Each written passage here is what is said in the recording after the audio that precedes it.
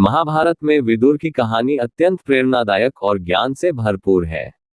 विदुर का जन्म धर्मराज यम और एक दासी के पुत्र के रूप में हुआ था। उन्हें दासी पुत्र कहा जाता था, लेकिन उनका ज्ञान और धर्म के प्रति समर्पण उन्हें अन्य सभी से विशेष बनाता है। विदुर को महर्षि वेदव्यास द्वारा नीति और धर्म का प्रतीक माना गया है। विदुर का जन्म कौरव और पांडवों के पूर्वज महाराज शांतनु के परिवार से जुड़ा है। महाराज शांतनु के वंश में विचित्रवीर्य की दो रानियां अंबिका और अंबालिका थीं।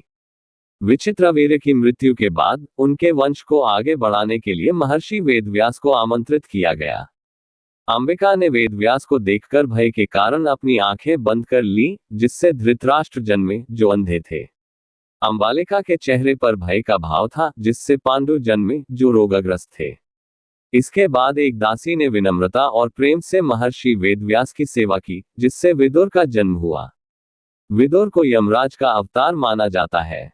विदुर का ज्ञान और धर्म। विदुर को उनके ज्ञान और नीतियों के लिए जाना जाता था। वह हस्तिनापुर के मुख्य मंत्री बने और राजकाज में महारथी माने जाते थे। विदुर ने हमेशा धर्म का पालन किया और सत्य का साथ दिया। विदुर और धृतराष्ट्र। जब दुर्योधन ने पांडवों के विरुद्ध षड्यंत्र रचे, तो विदुर ने धृतराष्ट्र को बार बार चेताया।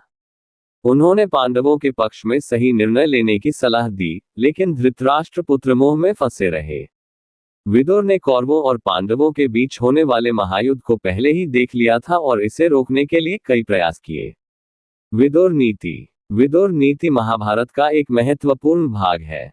इसमें विदुर ने राजा धृतराष्ट्र को राज्य संचालन, धर्म, नीति और जीवन के मूल सिद्धांतों पर मार्गदर्शन दिया।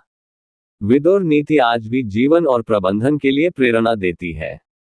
विदुर का त्याग। महाभारत युद्ध के दौरान जब पांडवों ने विजय प्राप्त की, तो विदुर ने राजमहल त्याग दिया और संन्यास का मार्ग अपनाया। अंत में जब युधिष्ठिर ने उन्हें खोजा, तो विदुर ने अपना शरीर त्याग दिया और भगवान में लीन हो गए। विदुर की कहानी हमें सिखाती है कि जन्म से बड़ा व्यक्ति का कर्म और ज्ञान होता है। उनकी नीतियां और सिद्धांत आज भी मानवता के लिए प्रेरणा स्रोत है।